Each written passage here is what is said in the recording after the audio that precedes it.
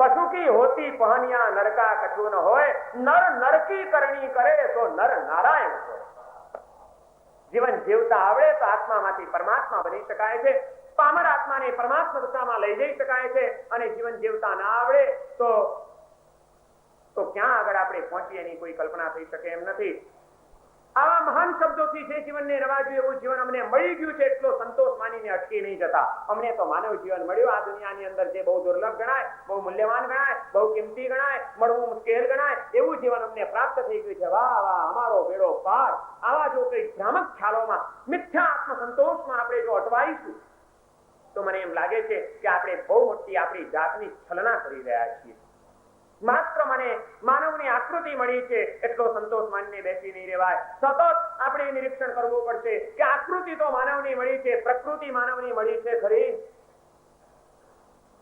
આકૃતિ માનવની મળી અને પ્રકૃતિ જો પશુની મળી તો એવું આ મળેલું માનવ જીવન એ એડે ચાલી જશે. એવું એ માનવ જીવન એ વ્યર્થમાં ખપી જશે.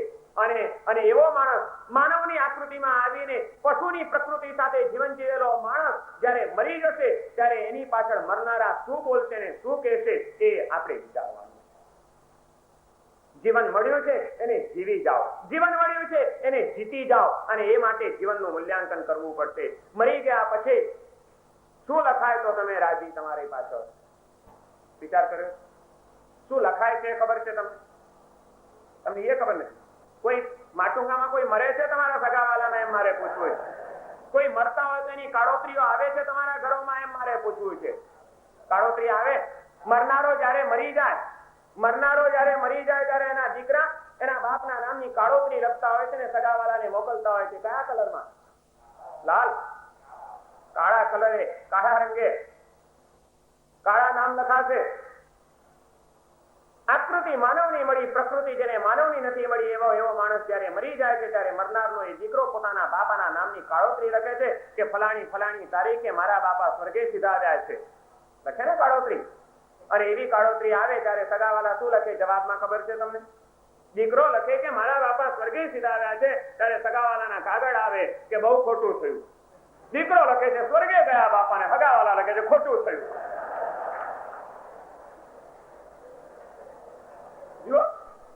કારણ કે કોઈ માનવા તૈયાર નથી કે આ તારો બાપ સ્વર્ગે જાય હતો જ નહીં, પણ એ પહોંચી કેમ ગયો ત્યાં?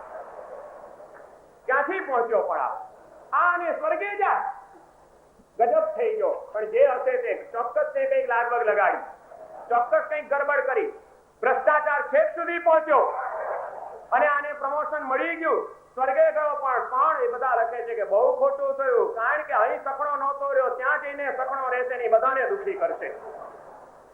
દીકરો લખે છે બાપા સ્વર્ગે સીધાવ્યા છે, સગાવાલા લખે છે બહુ ખોટું થયું. પણ વળી પાછું મન મનાવે છે કે હશે ભગવાનને જે ગમ્યું તે આપણે હું કરીએ લઈ લીધો એને ત્યાં ઉપર તો ભલે ભગવાનને જે ગમ્યું તે ખરું. આમ કરીને મન મનાવે છે. તમારે કોઈ વાર આવી કાળોતરીઓ લખે? આવા કઈ આવેલા? તમે માછીદાર તમને કઈ વિચાર નતો આવ્યો કે મારા બાપ શું લખે છે? પણ આ લોકો બહુ ખોટું થયું. શું લખાય તો ગમે એવું છે, શું લખાવવું છે વિચાર કર્યો છે? જીવન મળ્યું છે એનું મૂલ્યાંકન કરો. જો મૂલ્યાંકન કરતા નહીં આવડે તો મળેલું આ જીવન બેકાર બની જશે. એમ ન માનશો કે અમને બહુ મહત્વનું ઊંચું અને મૂલ્યવાન જીવન પ્રાપ્ત થઈ ગયું એટલે બસ થઈ ગયું. કિંમતીમાં કિંમતી ચીજ મળી જાય પણ મળેલી ચીજનું જો મૂલ્યાંકન ન હોય, એની જો કિંમત સમજાણી ન હોય તો એક માત્ર કિંમતી ચીજ હાથમાં આવી જવી જ બસ નથી. એવી કિંમત વિનાની ચીજ હાથમાં આવી પણ ગઈ હોય તો એ વેડફાઈ ગયા વિના રહેતી નથી. તમને 100 રૂપિયાની નોટનું મહત્વ સમજાવ્યું છે માટે તમે 100 રૂપિયાની નોટોને સાચવીને પાકીટમાં, તિજોરીમાં, કબાટમાં રાખો. પણ માની લો કે તમારા ઘરની અંદર એક 2 વર્ષનું નાનું બાળક છે જેને કઈ જ ગતાગમ નથી કે રૂપિયાની નોટ શું છે, 10ની નોટ શું છે, 50ની શું છે, 100ની શું છે કે કાગળિયું શું છે, એવી કઈ ગતાગમ એને છે નહીં. એક દિવસ તમે રવિવારનો દિવસ હતો, ઘરમાં તિજોરી ખોલીને રૂપિયાની નોટો ગણવા માટે બેઠા છો. 100ની નોટોના થપ્પા કર્યા છે અને નોટો ગણી રહ્યા છે. એટલામાં જોરદાર પવન આવ્યો અને નોટો ઉડતા છેક ઘરના બારણામાં 2-5 નોટ પહોંચી ગઈ જ્યાં તમારું 2 વર્ષનું નાનું બાળક રમી રહ્યું. એ 2 વર્ષના નાના બાળકના હાથમાં એ 100 રૂપિયાની નોટ આવી ગઈ. શું કરશે એને? શું કરશે? કાઢી નાખશે, ડૂચો કરી નાખશે, મોઢામાં ચાપવા લાગશે. જે નોટને તમે સાચવીને તિજોરીમાં રાખતા હતા એ જ નોટ પેલા બાળકના હાથમાં આવી, છતાં એ કેમ એને ફાડી નાખે છે? કેમ? ચીજ માત્ર હાથમાં આપવી જ બસ નથી. હાથમાં આવેલી ચીજનું મૂલ્યાંકન હોવું એ બહુ મોટી ચીજ છે, મોટી વાત છે. ભગવાન મહાવીર આપણને એમ કે છે, એ સંતો આપણને એમ કે છે, એ અરિહંતો આપણને એમ કે છે કે માનવ જીવન ઘણું મૂલ્યવાન છે, પણ એ મૂલ્યવાન જીવન અમને મળી ગયું એટલો સંતોષ માનીને બેસી નહીં જતા. મળેલા એ માનવ જીવનનું મૂલ્યાંકન જો તમને નહીં હોય તો આ જીવન તમે વ્યર્થમાં ગુમાવી દો. જીવન મળ્યું છે, જેને જેને નહીં આપો જન્મ બાર બાર એમ કહીને જેનું મહત્વ સ્થાપિત કરવામાં આવ્યું એવું આ માનવ જીવન મળ્યું છે, ખરેખર દુર્લભ છે એમ આપણને લાગે છે. લાગે છે આપણને આ જીવન દુર્લભ, બહુ મુશ્કેલ મળવું એ ન મળે સહેલાઈથી. આ દુનિયાની અંદર દરેક જીવાત્મા કંઈક ને કંઈક પ્રાપ્ત કરવાનો પ્રયત્ન કરતો જ રહે છે, અને એ મેળવવા માટેના પ્રયત્નોમાં દરેક વ્યક્તિ ઓછા વત્તા અંશે સફળ કે નિષ્ફળ પણ બનતી જ હોય છે. બધું મેળવવાના પ્રયત્નો કરે છે ને એને મળે છે, પણ દુનિયાની અંદર વધુમાં વધુ દુર્લભમાં દુર્લભ મુશ્કેલમાં મુશ્કેલ ચીજ મળવાની કઈ? આ દુનિયામાં દુર્લભમાં દુર્લભ શું? પૈસો. વધુમાં વધુ પૈસો મળવો દુર્લભ છે? નહીં, પૈસો દુર્લભ નહીં. તો પૈસો તો મળી ગયો હોય, પણ જો પત્ની ગજિયાળી મળી હોય તો પૈસો એ સુખી કરી શકે? માટે આ દુનિયાની અંદર પ્રેમાળ પત્ની મળવી એ દુર્લભ છે એમ નહીં. પૈસો એ દુર્લભ નહીં, પ્રેમાળ પત્ની પણ દુર્લભ નહીં. પૈસો પણ અઢળક હોય ને પત્ની પણ પ્રેમાળ મળી હોય, દીકરાઓ પણ કયાગરા મળ્યા હોય, પણ શરીર માનતું ને માય કાંગલું મળી ગયું હોય તો એ પૈસો ને પત્ની પણ સુખ ના આપી શકે. માટે રુષ્ટ પુષ્ટ અને અલમસ્ત કાયા મળવી એ દુર્લભ છે એમ. દુર્લભ શું? રેવા દો, ગપ્પા મારતો જ નહીં. કે છે બધા કરતા દુર્લભ ચીજ છે મનુષ્ય અવતાર. પૈસો દુર્લભ નથી લાગતો, પરિવાર દુર્લભ નથી લાગતો, અલમસ્ત કાયા પ્રાપ્ત થવી એ દુર્લભ નથી લાગતી, એ બધું સહેલું. પણ એના કરતા આ માનવ તરીકેનું જીવન મળવું, મનુષ્યત્વ મળવું એ બહુ દુર્લભ છે એમ લાગે છે. અને જેને જે ચીજ દુર્લભ લાગે એને પામવાનો ને પામ્યો હોય તો સાચવવાનો, સાચવેલી હોય તો એને સફળ બનાવવાનો પ્રયત્ન કર્યા વિના રહે નહીં. ક્યાં છીએ આપણે? આપણે ક્યાં છીએ? વાતો કરવી છે એ આપણને ગોખણ પટ્ટીના એ શબ્દો છે. મનુષ્ય જીવન બહુ દુર્લભ, કઈ દિવસે દુર્લભ લાગ્યું? શું દુર્લભ? કેટલી સહેલાઈથી મળી ગયું. ગયા હતા એડવાન્સ બુકિંગ કરાવવા. મારે કચ્છના સુથરી ગામમાં કોઈ વાણિયાને પેટે માણસ તરીકે જન્મ લેવો છે, કોઈ કૂતરાને પેટે હે ભગવાન જન્મ નહીં આપતા, એડવાન્સ બુકિંગ કરાવવા ગયા હતા. બહુ સહેલાઈથી જન્મ મળી ગયો છે, કોઈ મહેનત કર્યા વિના, આ જીવનનો કોઈ પુરુષાર્થ કર્યા વિના સહેલાઈથી મળી ગયો છે. માટે જ તો એનું મૂલ્યાંકન નથી. પેલા નાના બે વર્ષના બાળક જેવી આપણી સ્થિતિ છે કે જેના હાથમાં કિંમતી ચીજ આવી છતાં એ ડૂચો કરી નાખે. આપણને મૂલ્યવાન એવું જીવન મળ્યું, પણ એ જીવનને આપણે બેકાર બનાવી રહ્યા છીએ એમ નથી લાગતું? શું? વ્યર્થની વાતોમાં, નિરર્થક પંચાતોમાં, મૂલ્યહીન એવી પ્રવૃત્તિઓમાં આપણું જીવન ક્યાં જઈ રહ્યું છે? જો માનવ જીવન દુર્લભ છે એમ આપણે સ્વીકારીએ છીએ, લાગે છે કે નહીં સાચી વાત છે, ખરેખર પ્રભુએ કીધું, જ્ઞાની પુરુષોએ કીધું એ માનવ જીવન દુર્લભ છે, તો મારે બીજો પ્રશ્ન પૂછવો છે, જે દુર્લભ લાગતું હોય તો શા માટે દુર્લભ છે? ચાલો, આ માનવ જીવનને શા માટે દુર્લભ કીધું આપણા સંતોએ? એનો અર્થ એ થયો કે એવું કોઈ કાર્ય આ જીવનમાં હોવું જોઈએ જે પશુના જીવનમાં અદા ન કરી શકાય, જે દેવના ભાવમાં પણ શક્ય ન બને, જે નારકીના અવતારમાં પણ ન થઈ શકે. એવું કયું કાર્ય છે વિશિષ્ટ માનવ જિંદગીનું, માનવ જીવનનું એવું કયું મૂલ્ય છે, કયું કર્તવ્ય છે, કઈ વિશેષતા છે કે જેના કારણે કોઈ પણ જીવન કરતા આ જીવનને વધુ મૂલ્યવાન આપણા જ્ઞાની પુરુષોએ બતાડ્યું? એ આપણા જીવનનું મુખ્ય કર્તવ્ય શું? માનવ જીવનનું મુખ્ય કર્તવ્ય શું? વધુમાં વધુ પૈસો, ગમે ત્યાંથી પેટનો રોટલો રડી લેવો, એ માનવ જીવન છે ને માટે? આને માટે જ ને. ગમે ત્યાંથી પેટનો રોટલો રડી લેવો એ જ આપણા જીવનનું અંતિમ કર્તવ્ય છે. અને જો એ જ હોત તો જ્ઞાની પુરુષોએ ભૂલ કરી.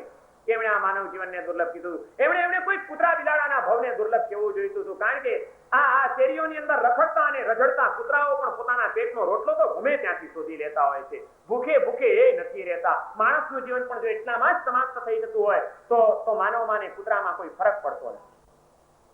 માનવ જીવન દુર્લભ શા માટે? આ જીવનનું મુખ્ય કર્તવ્ય શું? પેટનો રોટલો રડી લેવો એ નહીં, તો બાળ બચ્ચાનું પાલન પોષણ કરવું એ પશુ કરી શકે છે. એ પોતાના બચ્ચાને પાળે છે, પોષે છે, ઉછેરે છે, મોટા કરે છે. શું? પોતાની શક્તિ મુજબ વધુ ને વધુ ભેગું કરી લેવું આ જિંદગીમાં. એટલા જ માટે આ માનવ જીવન મહત્વનું છે ને. માનવ જીવનનું મુખ્ય કર્તવ્ય શું? શું શીખ્યા છે? ભેગું જ કરવું. અને જો એ જ હોત તોય મારે કેવું છે કે આ સંતોએ ખરેખર ભૂલ કરી. એમણે કોઈ મધમાખીના જીવનને દુર્લભ કેવું જોઈતું હતું, એમણે કોઈ કીડીના ભાવને દુર્લભ કેવો જોઈતો હતો. કારણ કે કીડી અને મધમાખી પણ પોતાની શક્તિ મુજબ વધુ ને વધુ ભેગું જ કરવાનું જાણી છે. માણસ પણ જો પોતાની શક્તિ મુજબ વધુ ને વધુ ભેગું જ કરી જાણતો હોય આ જિંદગીમાં, તો માણસમાં ને મધમાખીમાં કોઈ ફરક નથી. જે હંમેશા બીજાને કરડ્યા જ કરે છે, ડંખ જ માર્યા કરે છે. કેટલા ડંખ માર્યા, કેટલા ડંખ માર્યા. કે છે કે એમને એમ ના મારે, મધ લેવા આવે કોક એને ડંખ મારે, પાછી સતાવે નહીં. માણસ આજે કેટલો ઝેરીલો બની ગયો. માણસને આજે માણસમાં કોઈ રસ નથી. માણસને આજે માણસમાં કોઈ કસ દેખાતો નથી. માણસને માણસમાં આજે કોઈ વિશ્વાસ નથી. કેટલો બધો ઝેરીલો બન્યો છે માણસ. અને પેલા કોઈ કવિને કહેવું પડ્યું કે આદમી में इस तरह विष भर गया है, आदमी में इस तरह विष भर गया है, देख करके विषधरों का वंश सारा डर गया है. आदमी में इस तरह विष भर गया है, देख करके विषधरों का वंश सारा डर गया है. कल सुनोगे रास्ते में आदमी के काटने से सांप कोई मर गया है. માણસ કેટલો ઝેરીલો બન્યો કે સાપ કરડે અને માણસ મળે એવું તો આજ સુધી ઘણી વાર સાંભળતા આવ્યા. પણ કદાચ કાલે એવું પણ સાંભળવા મળે કે માણસ કરડ્યો અને સાપ મરી ગયો તો આશ્ચર્ય નહીં પામતા. જ્ઞાની પુરુષો કહે છે માનવ જીવનનું મુખ્ય કર્તવ્ય શું? ભેગું કરવું એ પણ બધા કરી જાણે છે. તો વધુ ને વધુ મોજ શોખ વૈભવ વિલાસમાં જિંદગી વ્યસ્ત રહેવી એ શું આ માનવ જીવનનું અંતિમ કર્તવ્ય છે? અને એ જ જો હોત તો પણ આ માનવ જીવનને દુર્લભ કહેવાની કોઈ જરૂર નથી. અહીંનો ગમે એવો શ્રીમંત અને ધનાઢ્ય માણસ પણ જે મહોત્સવ નહીં માણી શકતો હોય એના કરતા કંઈક ઘણા ચડિયાતા મહોત્સવ ઉપરના મારા નાના પણ દેવાત્માઓ માણતા હોય છે. એ દેવ દેવીઓની પાસે વૈભવ અને સુખ સાહેબીની કોઈ કમીના નથી. કેમ જ્ઞાની પુરુષોએ કોઈ દેવના ભાવને દુર્લભ ન કીધું? દેવો પણ જે માનવ જીવનની ઝંખના કરે એવા માનવ જીવનનું આ મુખ્ય કર્તવ્ય શું? ખાવું પીવું એ નહીં, રોટલો રડી લેવો એ નહીં, બાળ બચ્ચાનું પાલન પોષણ જ કરી લેવું એ નહીં, શક્તિ મુજબ ભેગું જ કરી લેવું એ નહીં, ભેગું કરેલું ભોગવતા જ રહેવું એ નહીં. તો શું ત્યારે માનવ જીવનનું કર્તવ્ય શું? એવી કઈ ચીજ છે? ઠીક છે આજે જીવન છે, જીવનમાં રોટલો પણ રડવો પડશે. જીવન છે ને પરિવાર છે તો પરિવારની ચિંતા પણ કરવી પડશે. આજે સમાજની વચ્ચે રહેવું છે તો સંગ્રહ પણ થોડો ઘણો કદાચ તમારે કરવો પડશે, તમે જાણો. પણ એ કોઈ આપણા જીવનનું મુખ્ય કર્તવ્ય નથી. ઠીક છે, એ તો બધો સાઈડ બિઝનેસ. મેઇન બિઝનેસ શું આપણા જીવનનો? તમને ખબર છે ઘણા માણસો છે ને ડબલ ધંધા કરતા હોય. એક એનો મુખ્ય ધંધો ચાલતો હોય જોર શોરથી, અને એમાં સાઈડ ઇન્કમ ઊભી કરવાને માટે સાઈડ બિઝનેસ પણ કેટલાક લોકો કરતા હોય. સાચી વાત? પણ કોઈ દિવસ ડાયો વેપારી, ડાયો માણસ સાઈડ બિઝનેસની ઉપર એટલું બધું ધ્યાન આપે ખરો, એટલું એને મહત્વ આપે કે જેના કારણે એનો મેઇન બિઝનેસ ઠેકાણે પડી જાય કે શું થઈ જાય? માનવ જીવનનો મેઇન બિઝનેસ શું? આ બધો તો સાઈડ બિઝનેસ છે. આપણા જીવનનું મુખ્ય કર્તવ્ય શું?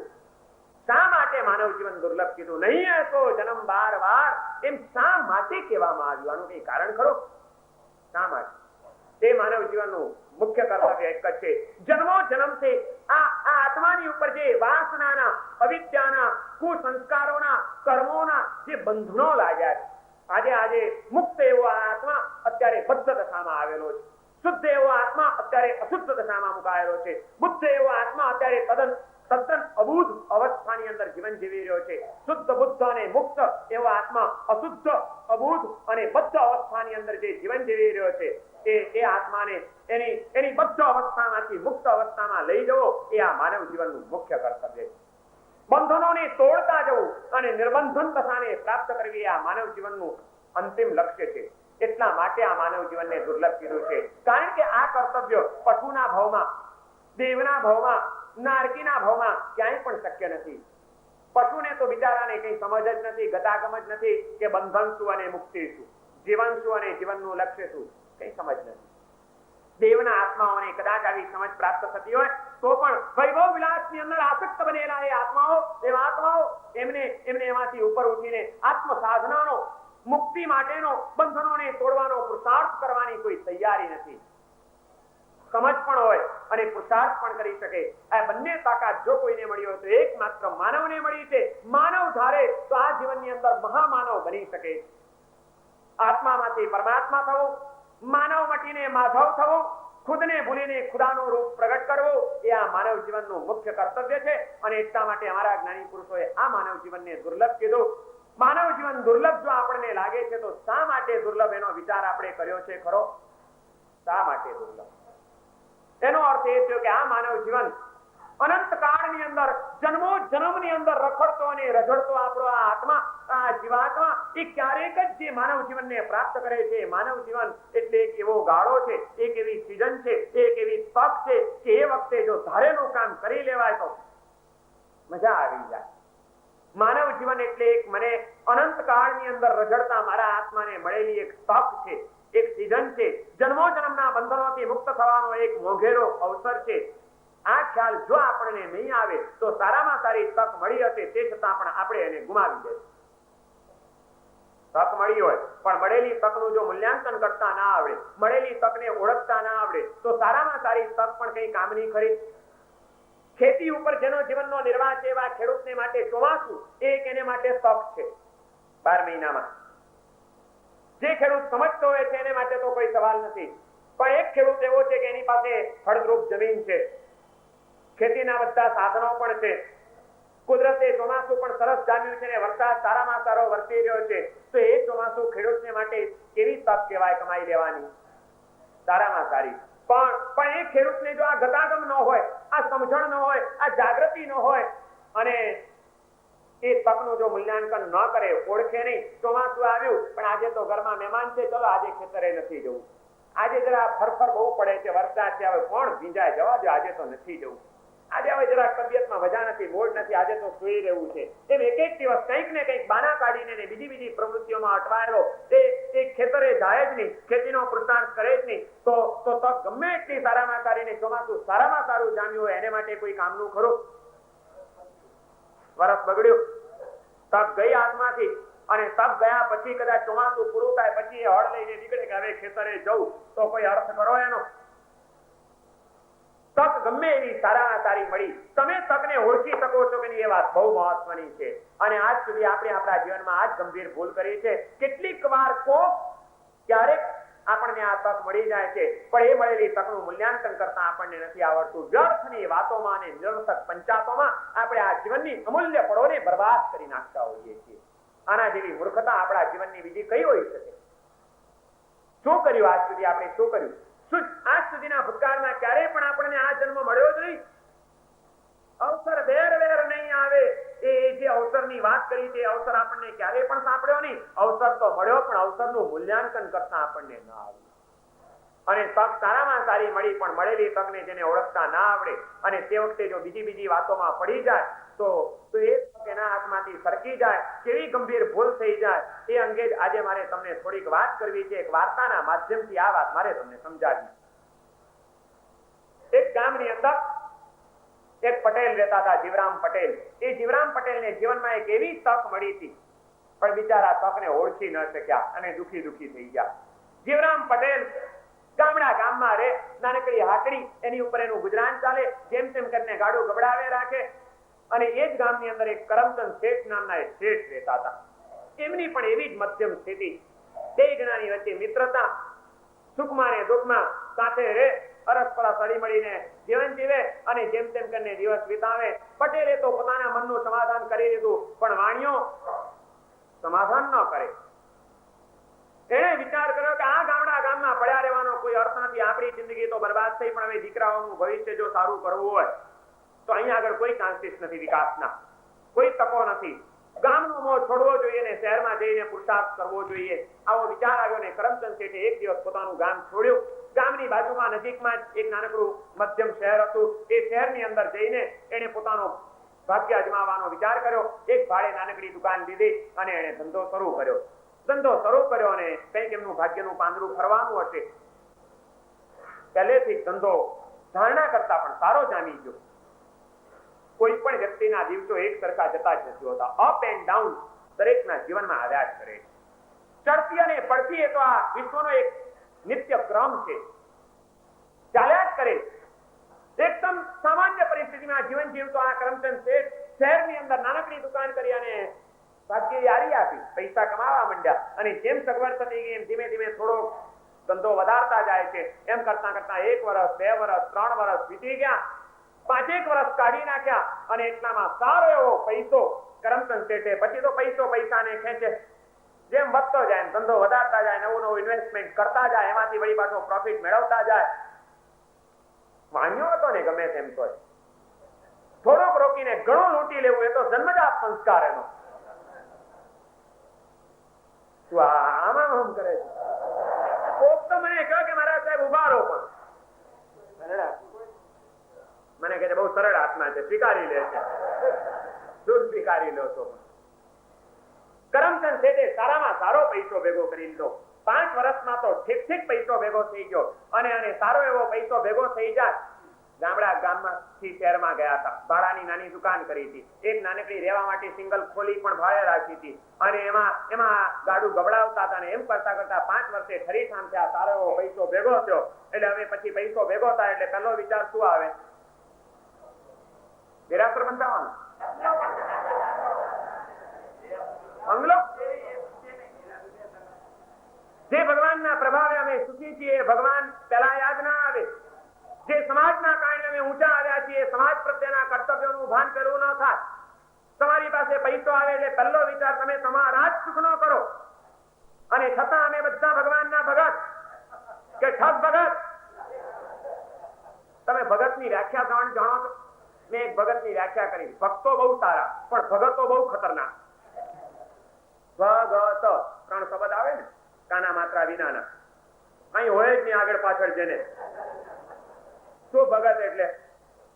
ભગત ભાંગેલા, ગયેલા ને તૂટેલા બધેથી બધા આવે ભગત થઈને.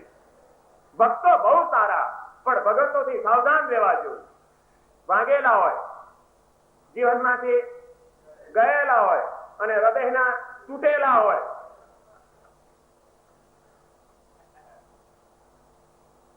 કે છે પેલા ઘર બંધાવવાનો વિચાર આવે. મને લાગે છે તો પછી આ કરમચંદ શેઠ પણ તમારામાંના જ કોક હોવા જોઈએ. એને વિચાર કર્યો કે આટલો પૈસો ભેગો થઈ ગયો છે, આવા ઠેકાણા વગરના ઘરમાં રહેવું, આ કઈ જિંદગી છે, એકાદો ફર્સ્ટ ક્લાસ બંગલો બંધાવી લીધો હોય, આરામથી રહી તો શકાય. અને તરત જ એને આર્કિટેક્ટ ને કોન્ટ્રાક્ટર ને બોલાવીને કહે છે કે જો ભાઈ, ફર્સ્ટ ક્લાસ એક બંગલો બાંધવો છે. પૈસાની હવે અત્યારે આપણી પાસે છૂટ છે, પૈસા સામે જોવાનું નથી, પણ બંગલો એવો બનાવજે કે વટ પડી જાય આપણો. બધા જોઈ રહે કે નહીં, કરમચંદ શેઠે કંઈક બંગલો બનાવ્યો, અને આને ફૂલ ફેસિલિટી, જરાય અગવડ ના પડવી જોઈએ. તમારી પાસે પૈસાની છૂટ હોય અને ઘરનું ઘર બંધાવવું હોય, બંગલો બનાવવો હોય, તો કઈ સગવડ તમને ન જોઈએ ઘરમાં? બધી જોઈએ, બધું જ અંદર જોઈએ તમને, ઘરમાં ને ઘરમાં, ક્યાંય બહાર જવું જ ન પડે.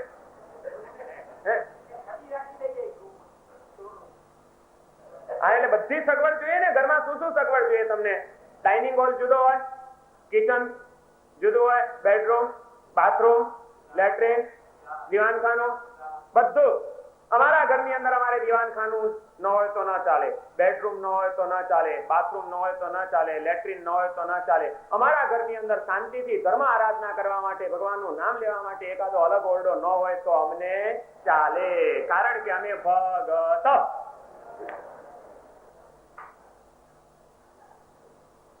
તમારે ઘરનું, મારે વિચાર છે આ વખતે ચોમાસામાં માટુંગામાં આખી સર્વે કરવા નીકળવું છે એક દિવસ. બધા ભગતોના જેના માલિકીના ઘર હોય એના તપાસવા છે કે તમારા ઘરોમાંથી કેટલાના ઘરની અંદર ભગવાનને માટે જગ્યા રાખી છે. એક ઓરડો તો ખરો ને ભગવાન માટે કે જ્યાં સંસારની કોઈ પ્રવૃત્તિ ન થતી હોય, જ્યાંનું વાતાવરણ, જ્યાંના પરમાણુઓ એટલા વિશુદ્ધ હોય કે તમે બારણું ખોલીને અંદર જાઓ એટલે મન શાંત ન થતું હોય તો થઈ જાય. દુર્વિચારો શાંત ન થતા હોય તો પણ આપોઆપ શાંત થઈ જાય. એવી એકાદી ઓરડી તો રાખી છે ને ઘરમાં. એક જ રૂમ હોય, શું કરે કે છે બહુ શોર્ટેજ છે. બધી સગવડ તમને જોઈએ. એક જ અમારે ધર્મ આરાધના કરવા માટે અમારા ઘરમાં કોઈ સગવડ ન હોય તો અમને, અને પછી ગમે ત્યાં બેસીને માળા ગણનારાઓ સાધુઓને હેરાન કર્યા જ કરે, પૂછીને મારા સાહેબ માળા ગણીએ છીએ, મન છોડતું નથી, ચિત્ત ચોંટતું નથી, પણ ક્યાંથી ચોંટે? વાતાવરણ રાખ્યું છે કોઈ સાધના માટેનું અનુકૂળ વાતાવરણ? શું સગવડ ન હોય તો તમને ચાલે? એમ તો કયો તમે ઘરમાં બધી સગવડ, ફૂલ ફેસિલિટી. પેલા કરમચંદ શેઠ કોન્ટ્રાક્ટર ને કહે છે કે જો હા ભાઈ, જરાય કચાશ નહીં રાખવાની, બધી ફૂલ ફેસિલિટી, લેટેસ્ટ સગવડો, તમામ સગવડોથી સજ્જ આપણો બંગલો. શું બધું જ જોઈએ. ખબર નહોતી એટલે આ તો તમે નહોતું કર્યું. હવે જો બંગલા બંધાવશો, તમે એક કામ કરજો, હવે જયારે તમારામાંથી કોઈને ઘરના ઘર બંધાવવા હોય, બંગલો બંધાવવો હોય, તો મારી સલાહ લેવા આવજો. તમારા ઘરોમાં એક બે ખામી રહી જાય છે, હું તમને બતાડીશ, પ્લાન બનાવી આપીશ વિધાઉટ ફી. શું ખામી? કારણ કે તમે એમ ઈચ્છો છો કે બધી સગવડ અંદર થઈ જાય, ક્યાંય આપણે બહાર જવું જ ના પડે, લેટ્રિન અંદર હોય, બાથરૂમ અંદર હોય, સુવાનું અંદર હોય, જમવાનું અંદર હોય, બધું અંદર હોય, ક્યાંય જવું ના પડે, એવી ઈચ્છાથી બંધાવો છો, પણ છતાં એક અગવડ રહી જાય છે, એટલે જીવનમાં એક દિવસ પાછું બહાર જવું પડે. એટલે એ સગવડ ભેગી અંદર કરી લો.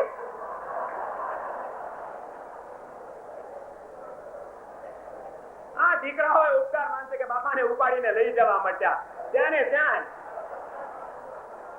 એ જગ્યા અંદર,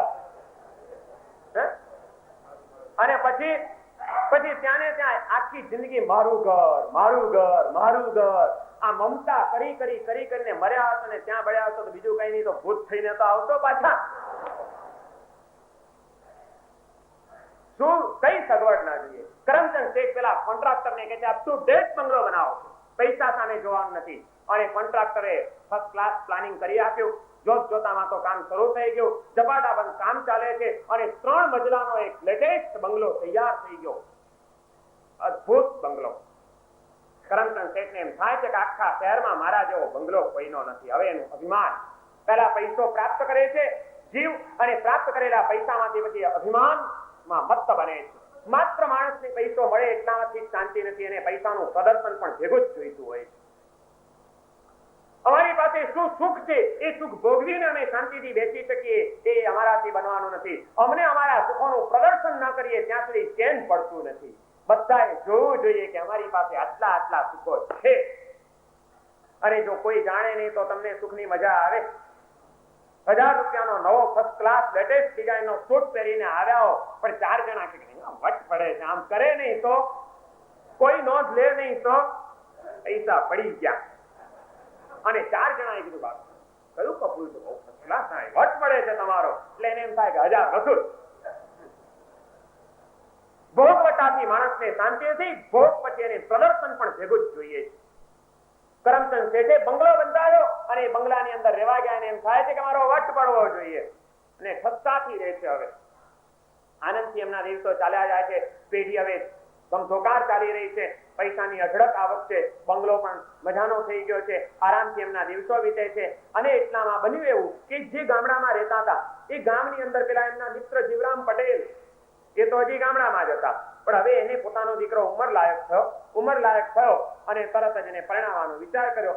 દીકરાના લગ્ન લીધા છે. લગ્ન લીધા એટલે લગ્ન પ્રસંગ માટે કંઈક ખરીદી કરવી હતી. ખરીદી કરવા માટે ગામડામાંથી જીવરામ પટેલ શહેરમાં આવ્યા છે. આજે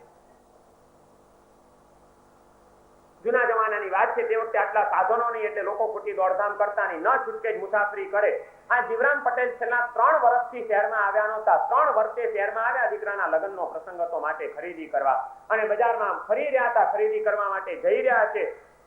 ત્યાં પસાર થતા એમણે પેલો કરમચંદ શેઠનો બંગલો જોયો, નજર પડી ગઈ. 3 વર્ષથી તો મળ્યા નહોતા, કઈ ખબર તો હતી નહીં, અને આવો લેટેસ્ટ બંગલો 3 વર્ષ પહેલા પોતે આવ્યા હતા ત્યારે આ રોડ ઉપર કોઈનો બંગલો નહોતો, અને હવે સરસ બંગલો જોયો. એટલે પટેલને આમે પટલાઈનો શોખ તો હતો જ નહીં. લેવા દેવા વિનાની પંચાતો કરવાની પણ ઘણા માણસોને ટેવ હોય છે.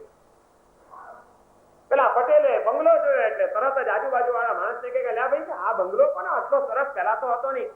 જ્યાં એક જણાને પૂછ્યું એટલે પેલા એ કીધું, કા પટેલ તમારે કઈ કામ છે યાર? તમે કઈ નહીં, સવારના પોરમાં એનું ક્યાં નામ લો છો? કે પેલો કઈ બતાડવા જ રાજી ન થયો.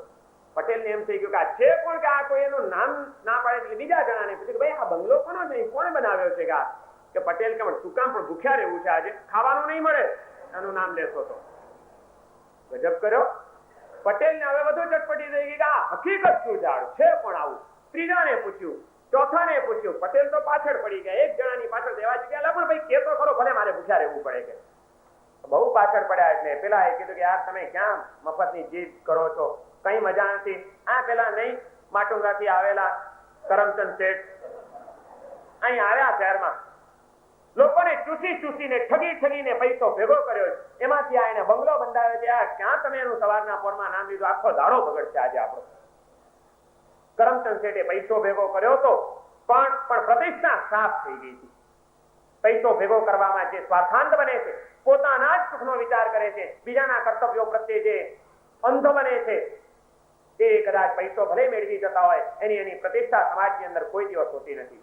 જેને બીજાના હિતનો વિચાર કર્યો નથી. તમને સમાજ પાસેથી જો તમે મેળવો છો તો સમાજ પ્રત્યેના તમારા કોઈ કર્તવ્યો પણ છે જ, અને એ કર્તવ્યનો વિચાર જો વેપારી સમાજ નહીં કરે, જો વણિક સમાજ નહીં કરે, તો એ બહુ મોટો અપરાધ કહેવાશે.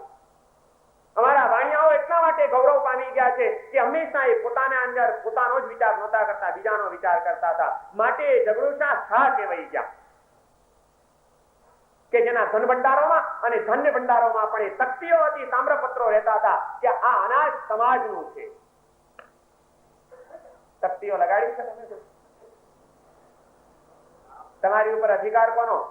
તમારા પૈસા ઉપર અધિકાર કોનો? કોનો? બોલો.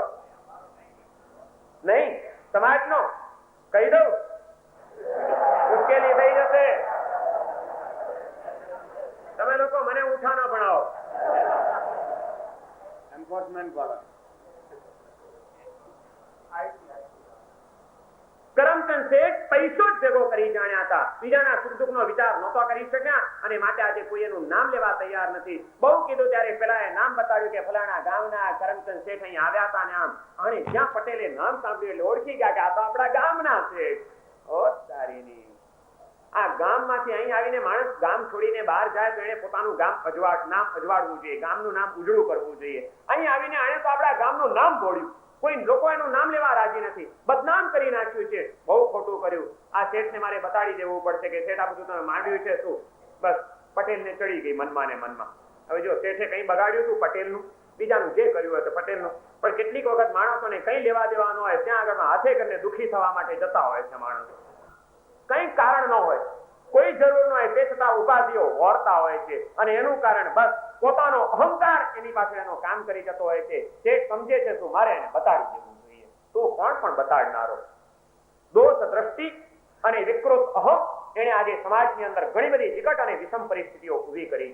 માણસ આજે બીજાના દોષો જ જોવાનું શીખ્યો છે. આમ કેમ કરે ને આમ કેમ કરે, આમ કેમ કરે ને આમ કેમ કરે, એમ જ કરે, દુનિયા એમ જ ચાલે. તું તારી સંભા પંચાત મૂકી દે બીજાની.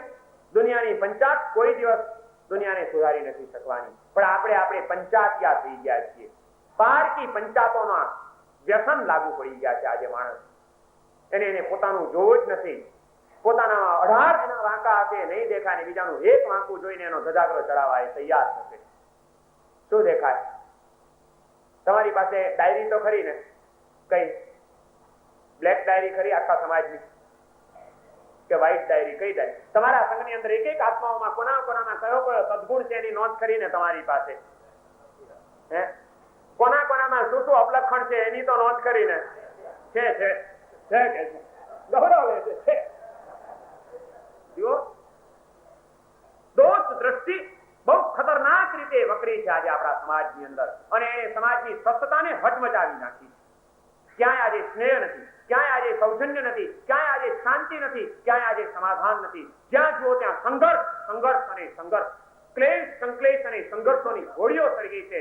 અથડામણો વધી છે, અકડામણો વધી છે સમાજની અંદર, કારણ કે આજે વ્યક્તિની દ્રષ્ટિ દોષપૂર્ણ બની ગઈ છે અને દ્વેષપૂર્ણ બની ગઈ છે. આ દોષપૂર્ણ અને દ્વેષપૂર્ણ અભિગમ જ્યાં સુધી બદલાશે નહીં ત્યાં સુધી સમાજની અંદર સ્વસ્થતા અને શાંતિ આવે ક્યારેય શક્ય નથી, બિલકુલ શક્ય નથી. કેટલા બધા દોષો, અરે જોવા જ છે તો તારા દોષ જોને પણ ક્યાં ઓછા છે. એ મોટું કામ પડ્યું છે પોતાની જાતના શુદ્ધિકરણનું, ત્યારે પારકી પંચાતો કરવી આપણને પોસાય એવી છે? કેટલા દોષો. પેલા જીવરામ પટેલ ને કઈ સૂઝ્યું નહીં, એને એમ થઈ ગયું કે બસ મારે કરમચંદ શેઠને બતાડી દેવું જોઈએ, સમજે છે શું? આવું કરે અને ગયા. પહોંચ્યા કરમચંદ શેઠની પેઢી આગળ જઈને ઉભા રહ્યા. કરમચંદ શેઠ તો ગાદી તકિયા ઉપર અઢેલીને બેઠા હતા. જ્યાં પટેલને આવેલા જોયા, ગામના પોતાના પટેલ જૂના મિત્ર તરત જ ઓળખી ગયા. ઓ પટેલ, તમે આવો. બોલાવ્યા, પટેલને બેસાડ્યા, ચા પાણી કરાવ્યા. શું પટેલ આજે કઈ એકદમ ઘણા વખતે દેખાયા? એ પટેલ કે વાત એવી છે, દીકરો ઉંમરલાયક થયો છે, એના લગ્ન લીધા છે, થોડી ખરીદી કરવી હતી, એટલે આજે શહેરમાં આવ્યો, બજારમાં ફરતો તો ખરીદી કરવા. પણ શેઠ શું વાત કહું તમને, આજે તો જ્યાં ગયો બજારમાં, જ્યાં ગયો ત્યાં તમારી જ વાતો ને તમારી બોલબાલા. જ્યાં જવું ત્યાં બધા એક જ વાત કરે કે તું અમારા કરમચંદ શેઠ, તું એનો ધંધો, તું એનો બંગલો, તું એનો પૈસો, તું એનો વૈભવ, તે જ્યાં જઈએ ત્યાં તમારી બોલબાલા બોલાય છે. એમ કે આપણી વાવા થાય છે ગામમાં? હે અરે શેઠ કે કોઈ જગ્યા એવી નહીં જ્યાં તમારી વાવા ન થતી હોય. જ્યાં જવું ત્યાં તમારી વાત, બધે તમારી જ વાતો બોલાય છે. આમ પટેલે જરાક વાત કરી એટલે કરમચંદ શેઠનું ખમીજ ખુલ્યું, કોળું થયું. એ તો શેઠ હવે પટેલ તમને તો ખબર છે કે આપણી પાસે શું હતું, ગામડામાં કઈ નહોતું. શહેરમાં આવ્યા, સંભાળીને રહ્યા, સાચવીને ધંધો કર્યો. આજે ભગવાનની મહેરબાનીથી લીલા લહેર છે. એવું છે લોકો તો જેવું જુએ એવી વાત કરે. આપણામાં હોશિયારી હોય તો લોકો વાત તો, લોકો તો જેવું જુએ એવી શું વાત કરે છે, પણ સાંભળવા તો જાઓ પાછળ, તમારી પાછળ શું બોલાય છે સાંભળવા ગયા છો કોઈ નહીં?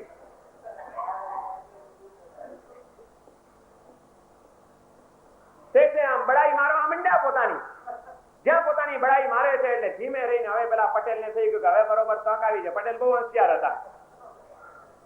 એ કે શેઠ બસ રેવા દો, બધું જાજી જ લપ નહીં. તમે કેટલા હોશિયાર છો ને કેટલા બુદ્ધિશાળો છો બધી મને ખબર છે.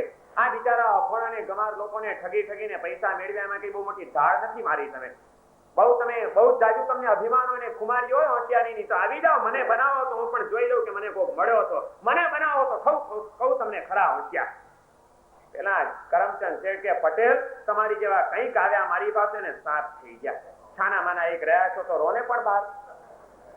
શેઠ છટકવાની વાત નહીં. તમને તમારી બહુ બુદ્ધિનો અભિમાન હોય તો આવી જાઓ, આજે આપણે જોઈ લઈએ કોણ હોશિયાર છે. પટેલ ને ચડી ગઈ છે ને શેઠ ને ચડી ગઈ છે. બંને વટમાં ચડ્યા અને વટમાં ચડે એના કટ થઈ જાય બધા જ. બહુ વટમાં ચડ્યા. નહીં કે બહુ હોશિયારી હોય તો બતાડી દો, મને બનાવો તો કહું. છેવટે કરમચંદ શેઠ કે ભલે ત્યારે તમારી મરજી, ઘણા આશ્ચર્યમાં સપાટામાં આવ્યા છે, તમે આવી જાઓ આવવું છે તો બોલો શું કહીએ કે કોણ વધુ હોશિયાર છે એની ખાતરી કેમ કરવી. એ માટે બંને જણા એક પ્લાન બનાવ્યો કે જુઓ આજે રવિવારનો દિવસ છે. આજથી 2 દિવસ પછી બુધવારે સવારે કરમચંદ શેઠ કહે છે પેલા પટેલને કે બુધવારે સવારે પટેલ તમારે મારા ઘરે આવવાનું. સવારના સૂર્યોદય થાય ત્યારે મારા ઘરમાં દાખલ થવાનું. સવારના સૂર્યોદયથી માંડીને સાંજના સૂર્યાસ્ત સુધીમાં મારા આખા બંગલામાંથી જે લૂંટવું હોય બધું મફતમાં તમને લૂંટવાની છૂટ. મારે 3 માળનો આખો બંગલો, એના 3 મજલા, બધા ઓરડા, બધા કબાટ, બધી તિજોરી બધું ઓપન કરીને ખુલ્લું કરીને મૂકી દેવાનું. અને સવારના સૂર્યોદયથી માંડીને સાંજના સૂર્યાસ્ત સુધીમાં જેટલું તમારે લૂંટવું હોય એટલું બધું મફતમાં લૂંટવાની છૂટ. પણ બીજા દિવસથી તમારે જિંદગીભરને માટે મારી ગુલામીમાં આવી જવાનું. પટેલ કે શેઠ વાત તો બહુ સારી, હું લૂંટવા આવું, હું અહીં લૂંટ ચલાવું, અને તમે પોલીસને બોલાવીને હાથકડી પહેરાવી દો તો મારું નાક કાપવું, આબરૂ કાઢવી, સમાજમાં ધજાગરો કરવો છે, મારે દીકરા દીકરી પરણાવવાના છે, એ ધંધો નહીં જોઈએ. શેઠ કે કબૂલ, તમારું અપમાન ન થાય, તમારું સમાન સચવાવું જોઈએ એટલી જ વાત છે ને, બાકી તો મંજૂર ને આ શરત તો કે મંજૂર. શેઠ કે આપણે લખાણમાં સુધારો કરી અને બંને જણા એક સંમત થઈને એક લખાણ કર્યું કે બુધવારના સવારના સૂર્યોદયથી માંડીને સાંજના સૂર્યાસ્ત સુધીમાં કરમચંદ શેઠના બંગલામાંથી જીવરામ પટેલને જે કંઈ લૂંટવું હોય તે બધું માનભેર લૂંટવાની છૂટ. માનભેર આટલો શબ્દ ઉમેર્યો, એનું અપમાન થયું કંઈક નામ. માનભેર લૂંટવાની છૂટ. પણ બીજા દિવસથી પટેલે જિંદગીભરને માટે શેઠની ગુલામીમાં આવી જવાનું.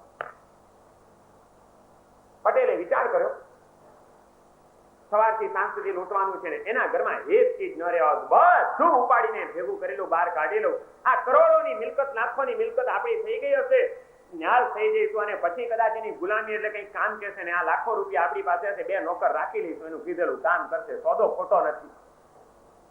પટેલ કે એગ્રી, કબૂલ? તો કે કબૂલ કરો, સહી સિક્કા. કે બંને જણાએ કર્યા સહી સિક્કા. નક્કી થઈ ગયું કે બુધવારે સવારે પટેલે આવી જવાનું. સૂર્યાસ્ત સુધીમાં આખા બંગલામાંથી જેટલું લૂંટવું હોય એટલું મફતમાં બધું લૂંટી લેવાનું. મફત મફત મફત બધું મફત લૂંટવાની છૂટ. હવે પટેલે વિચાર કર્યો કે 2 દિવસ પછી તો આપણે લાખોપતિ થઈ જવાના છીએ, લાખોની મિલકત આપણી, એટલે હવે તો દીકરાના લગ્ન પણ એવા લઉં બધા જોઈ જ રે કે વાહ લગ્ન લીધા. હવે આજે ખરીદી નથી કરવી, હવે તો ખરીદી પણ જુદી કરશું. એટલે ખરીદી કરવાની માંડવાડ કરી અને પટેલ સીધા જ પોતાના ગામડે પાછા ઉપડ્યા. ગામડે ગયા, ખાલી હાથે ખરીદી કર્યા વિના ને હરખાતા જાય છે, ખુશખુશાલ છે. હવે તો 2 દાડા પછી લાખોપતિ થવાના સપના દેખાય છે અને માણસ સપના જોઈને જિંદગી પસાર કરતો હોય છે.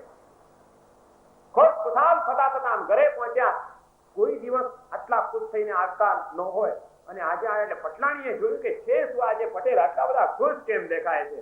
એટલે પટલાણી કહે છે કેમ શું છે પટેલ આજે કઈ આટલા બધા તમે આમ રોજ મોઢું ચડાવીને જતા હો અને કોક દાડો હસતા હસતા જાવ તો આ લોકો નવાઈ ન લાગે. પટલાણી કે પટેલ છે તું આજે કેમ આટલા બધા કઈ બહુ ખુશ દેખાવ છો. અરે કે તું જોતો ખરી આપણા દુઃખના દાડા ગયા કે. અરે હું ખુશ છે. પટલાણી કે શું પણ કઈ રીતે. અરે કે તું જો હવે તો આપણે માલમ માલ. પટલાણી થયું કે પટેલ નું ફસી ગયું છે કે શું આપણે હું ગાંડા વેળા કાઢે છે કે છે તું. અરે કે તું જો હવે તો દીકરાના એવા લગ્ન લઈ તું 18 નાચ જમાડતું. પટલાણી થઈ ગયું કે કઈક. પટેલ કે હવે અહીં નહીં હવે તો નાનજી સાંજીની વાડીમાં લગ્ન કરવા છે દીકરાને. 5 માળ રાખી લેવા છે. અરે તું જોતો કરી તું કેવો જમાડવા કરીએ પણ કઈ રીતે કઈ માંડીને વાત તો કરો. એટલે પટેલે આખી વાત કરી કે જો આજે કરમચંદ શેઠ સાથે આવો સોદો કરીને આવ્યો છું. બધું લખાણ સહી સિક્કા થઈ ગયા છે. બુધવારે આપણે જવાનું છે ને આખો દિવસ સપરિવાર મૂઠ ચડાવવાની છે. બધો માલ મળી દો આપણો છે અને પછી હવે તું જ કે કેવા લગ્ન લઈશું. પટલાણી આ તો બહુ સારું થયું. મજા ખુશ પટલાણી. હવે તો એક જ રાહ જોઈએ છે કે ક્યારે સોમવાર જાય, ક્યારે મંગળવાર જાય, ક્યારે બુધવાર આવે, ક્યારે પહોંચીએ. કલા હવે દાડો ટાઈમ જતો નથી પટેલનો. જો મારે એ વાત કરવી છે કે તક સારામાં સારી મળી હોય પણ મળેલી તકનું જો મૂલ્યાંકન કરતા ના આવે તો સારામાં સારી તક પણ કેવી નકામી જાય. જીવરામ પટેલને આ તક કેવી મળી છે. એક દાડામાં લાખોપતિ થવાની મળી છે ને પણ હવે આ મળેલી તકનો એ શું ઉપયોગ કરે છે જોજો. સાચું કે જો તમને આવી કોઈ તક મળી હોય તો તમે શું કરો. મળે માની લો કદાચ નથી ને કલ્યાણજીભાઈ એમ કહી દે કે આપણા જૂસ કિમના બંગલામાંથી જેને જેટલું લેવું હોય એટલું લઈ જાઓ. તો સાચું કે તમે શું રેવા દો નથી ને એ કે તો ઝાડુ એ રેવા દો ખરા. એના ઘરમાં ઝાડુ પણ મફતનું મળતું હોય તો મફતનું મળતું હોય તો શું રેવા દો એમના ઘરમાં. ન છોડો ને આવી તક. જીવરામ પટેલ ને તક મળી તેમ કરીને સોમવાર ને મંગળવાર ગાડ્યો. આડી રાત છે પણ આજે રાતે ઊંઘ આવે. સવારે તો લાખોની મિલકત દેખાય છે. પટેલ ને ઊંઘ આવતી નથી. આખી રાત ઝપકે છે કારણ કે પાછું ગામડેથી શહેરમાં જવાનું હતું અને એ વખતે કઈ એવા તો સાધનો હતા નહીં. ગાડામાં જવું પડે. 2 કલાકનો રસ્તો હતો. સૂર્યોદય થાય એ પેલા તો બંગલે પહોંચવાનું હતું. ઊંઘ આવી જાય ને ટાઈમ વીતી જાય તો એટલે પટેલ તો આખી રાત જાગતા છે. 4 વાગ્યા એટલે પટલાણીને ઉઠાડી, છોકરાઓને ઉઠાડ્યા, બધાને ઉઠાડીને તૈયાર કર્યા. મોટી મોટી ચાદરો લીધી, પોટલા બાંધવા બધું નાખ્યું ગાડામાં બેઠા ને ગાડું અંકારી મૂક્યું. હાલ્યું જાય ગાડું સીધું. સવારના 6 વાગતા તો કરમચંદ શેઠના બંગલાના ઝાંપે આવીને ઉભા રહી ગયા. હજી સૂર્યોદયને 5 મિનિટની વાર છે. આ બાજુ કરમચંદ શેઠે પણ શરત મુજબ બધી પ્રામાણિકતાથી તૈયારી રાખી. 3 માળનો આખો બંગલો ખુલ્લો મૂકી દીધો. બધા મજલા, બધા કબાટ, બધી તિજોરીઓ, બધો સર સામાન ઓપન, બધું જ ખુલ્લું, કંઈ છુપાવવાનું નહીં. અને માનભેર લૂંટવાનું હતું ને એટલે પટેલની આગતા સાગતા કરવા માટે પણ અપ ટુ ડેટ બધી વ્યવસ્થા કરી છે. એનું માન જળવાય એવી. જેવા પટેલ દાખલ થાય એટલે 4 માણસો એનું સ્વાગત કરવા માટે તો ઝાંપામાં ઉભા રાખ્યા છે ગેટમાં કે પટેલ દાખલ થાય એટલે પધારો પધારો કરીને એને અંદર લઈ આવવાના. માનભેર લૂંટાવવાનું છે. બહુ પાક્કા હતા વચનના. સૂર્ય ઉદય થયો અને ઝાંપો ખુલ્યો. જીવરામ પટેલ અંદર દાખલ થાય છે એટલે તરત જ બધા પેલા કરમચંદ શેઠના માણસો પધારો પધારો પધારો પટેલ ભલે પધાર્યા. સન્માન થયું એમનું. સન્માન પૂર્વક એમને અંદર દાખલ કર્યા. અંદર દાખલ થયા. હવે 3 માળનો બંગલો એટલે એક તો ગ્રાઉન્ડ ફ્લોર +2. સીધો પેલા ગ્રાઉન્ડ ફ્લોર ઉપર આવો મોટો એક હોલ હતો અને એ હોલની અંદર વચ્ચે આમ ચાલવાનો રસ્તો રાખ્યો તો કરમચંદ શેઠની 2 બાજુ 2 જબરજસ્ત સ્ટેજ બનાવ્યા હતા. કોણ કોને બનાવે એની હુસાતુસીમાંથી આખો કાર્યક્રમ ઉભો થયો છે. કોણ વધુ હોશિયાર છે ને કોણ કોને બનાવે.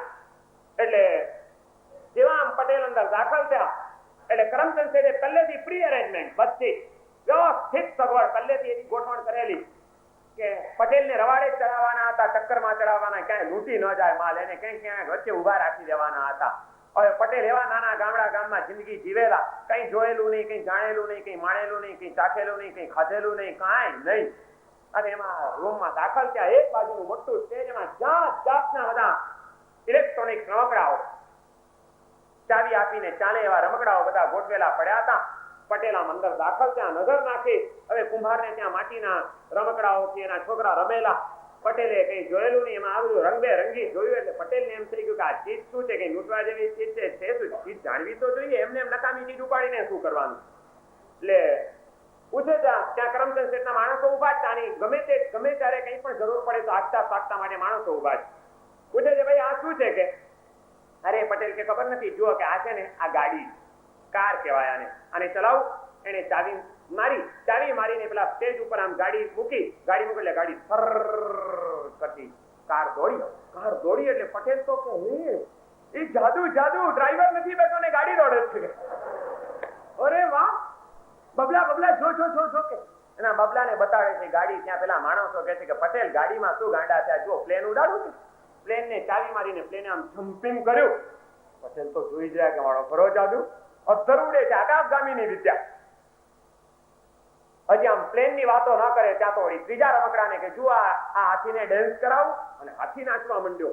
પટેલ તો એક રમકડું જુએ ને બીજું ભૂલે, બીજું જુએ ને ત્રીજું મૂકે.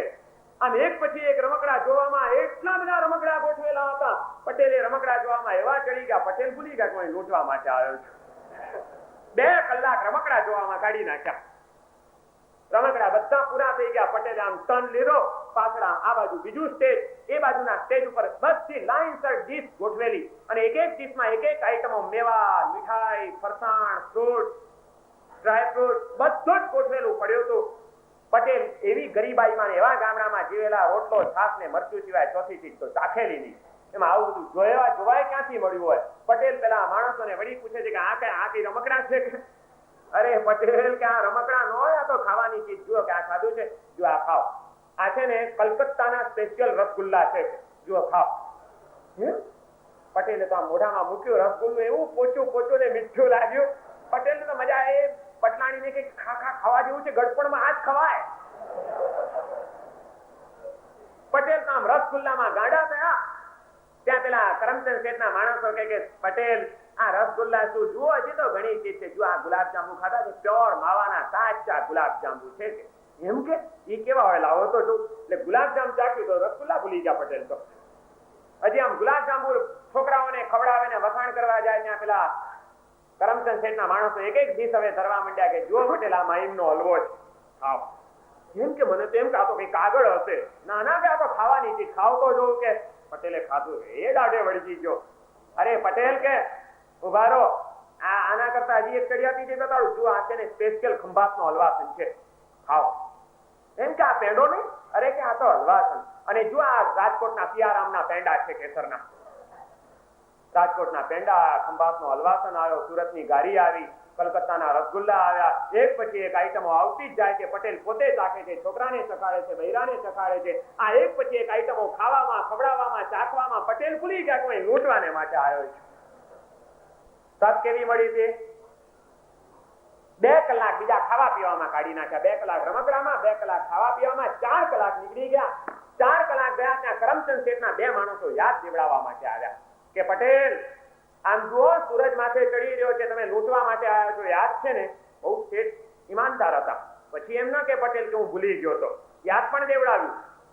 જ્યાં પટેલે નજર નાખી, ગો 4 કલાક થઈ ગયા, આટલો બધો સૂરજ ઊંચે ચડ્યો, હાલો હું તો લૂંટવા આવ્યો છું. હવે યાદ આવ્યું પાછું પટેલને. પટેલે વિચાર કર્યો કે એક કામ કરું, પેલા ઉપર ચડી જવું, ઉપરથી પોટલા બાંધતો નીચે ઉતરું. એટલે પહેલો મજલો છોડીને પટેલ હવે ઉપર ચડે છે, બીજે મજલે ચડે છે. ઘરની અંદરથી સીડી હતી, બીજે મજલે ચડ્યો. એ પહેલી સીડી પૂરી થઈને બીજા માળની અંદરથી જવાનું, ત્યાં બારણામાં દાખલ થાય. કરમચંદ શેઠે ત્યાં આગળ વળી નવી કરામત રાખી છે. તો ગમે તેમ કરીને રવાડે ચડાવવાના હતા પટેલને. કોણ કોને બનાવે એની હુસાતુસીમાં આખી આ વાત ઉભી થઈ હતી. જેવા બીજે મજલે દાખલ થવા જાય છે જીવરામ પટેલ, ત્યાં કરમચંદ શેઠે વ્યવસ્થા રાખેલી. રૂપના અંબાર જેવી, આમ દેવાંગનાઓ જેવી 4 યુવતીઓ ઉભેલી. જેવા પટેલ દાખલ થયા, ઓહો પધારો પધારો પધારો પટેલ. આહા, તમારા દર્શન કરીને અમારા તો ભાગ્ય ઉગડી ગયા. હા, શું તમારું રૂપ છે, કાળું કોયલા જેવું રૂપ હતું પટેલ. આમ મીઠું બોલે. પેલા પટેલ તો આમ જોઈ જ રહ્યા.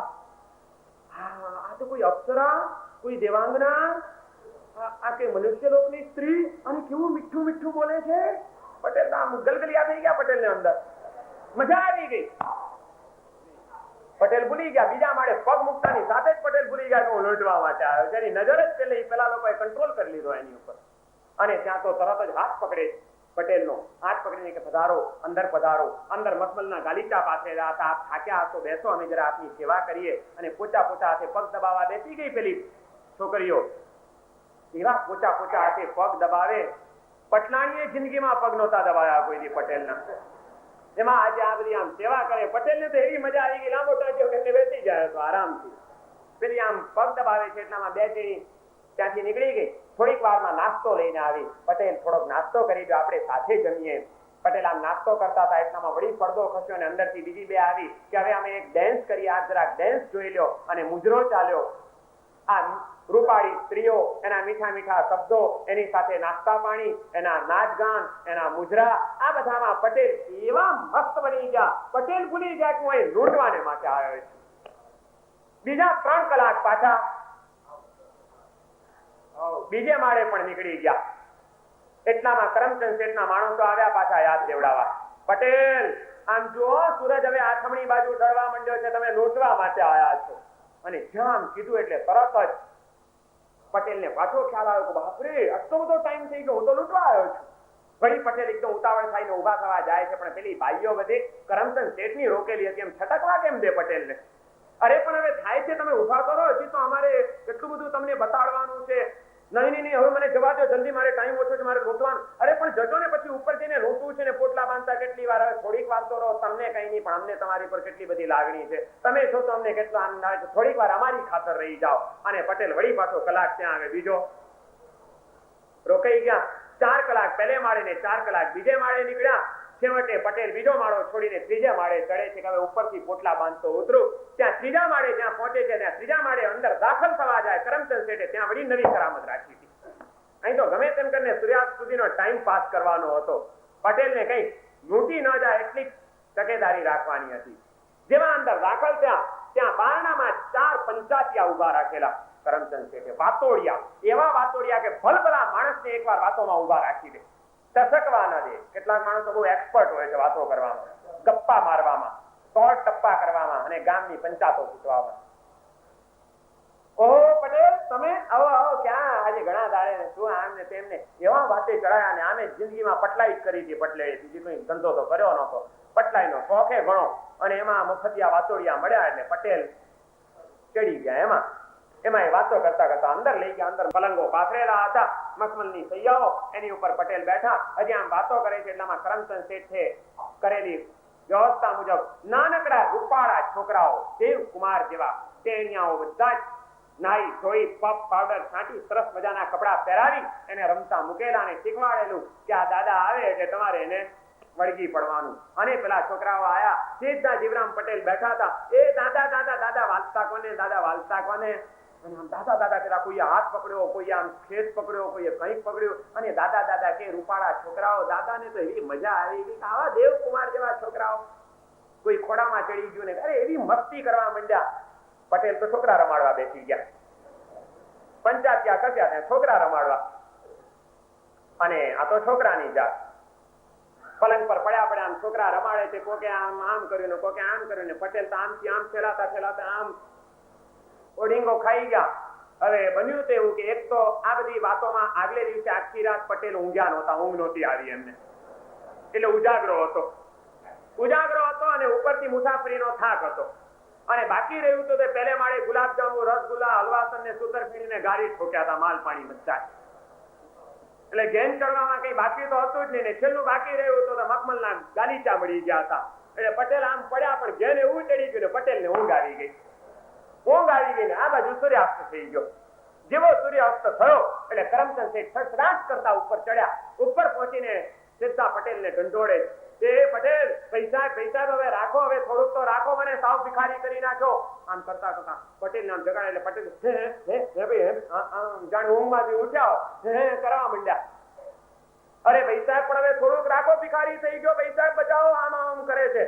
એટલે આમ આંખો તોડે છે. એ પટેલ ઉભા શેઠ, હું જરા લઈ. અરે શું શેઠ, તમે સવારથી? ના હું સાચું કઉ છું, હજી મેં કઈ નથી લીધું. જો હવે પટેલ તમે પણ બનાવવાની વાત કરો. નહીં હું શેઠ તમને સાચું કહું, મેં કઈ નથી લીધું. તમે છે ને બધું એવું રાખ્યું હતું ને, પહેલા માળે અને બીજા માળે. કરમચંદ શેઠે કાન પટ્ટી પકડી. પટેલ, મેં રાખ્યું તું, તમે કીધું તું કે માન છે, તમારું માન જાળવવા માટે મેં બધી વ્યવસ્થા કરી. તમારી અક્કલ ઠેકાણે હતી કે નહીં? તમે ત્યાં લૂંટવા માટે આવ્યા હતા કે બધી મોજ મજા કરવા આવ્યા હતા? વાંચો આપણો કરાર વાંચો. સૂર્યોદય થી માંડીને સૂર્યાસ્ત સુધીમાં લૂંટવાનું, સૂર્યાસ્ત પછી નીચે ઉતરી જવાનું ને બીજા દિવસથી જિંદગી ભરને માટે ગુલામીમાં આવી જવાનું. ચાલો ઉતરો, સીધા નીચે ઉતરો અને આવતીકાલથી સપરિવાર મારી ગુલામીમાં આવી જજો. ઉતારી મૂક્યા. બીજા દાડાથી કાળી ગુલામી. તક કેવી મળી હતી પટેલને? પણ મળેલી તકને ઓળખતા ના આવડી અને નાની બીજી બાબતોમાં પડી ગયા તો સારામાં સારી તક પણ એમને માટે કઈ કામની.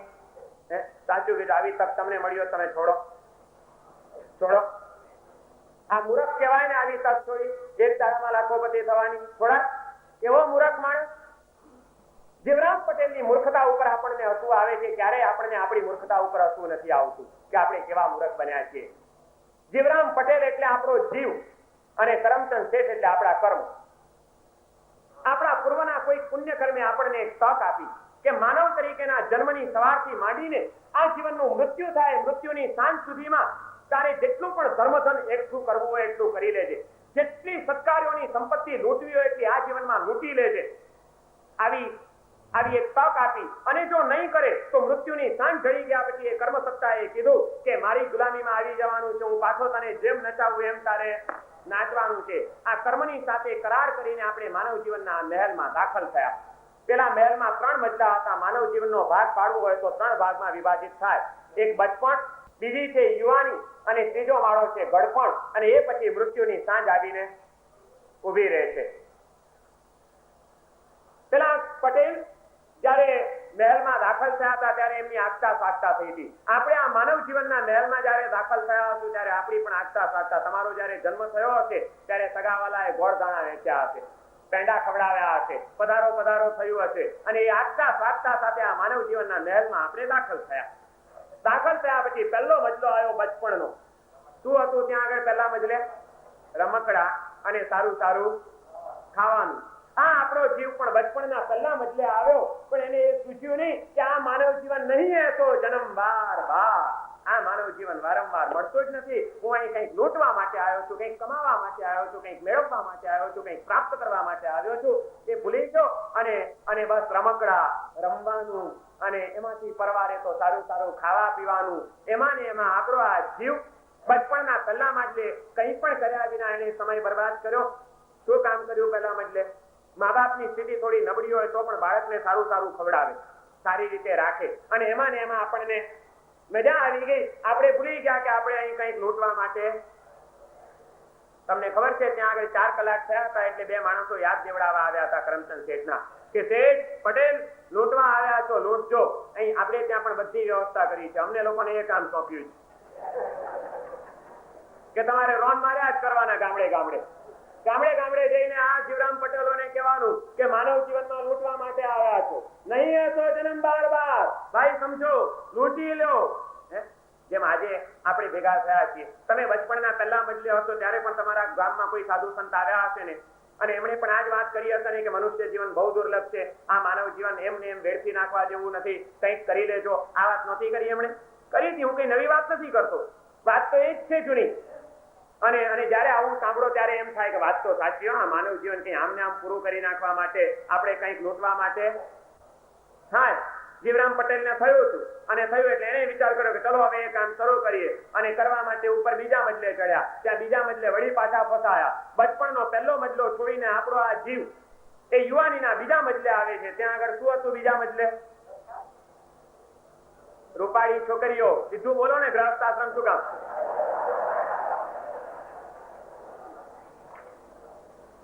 એના મીઠા મીઠા શબ્દો, એની સાથે નાસ્તા પાણી, એના નાચ ગાન ને મુજરા. સાંસ્કૃતિક ને ક્યાં કાર્યક્રમ?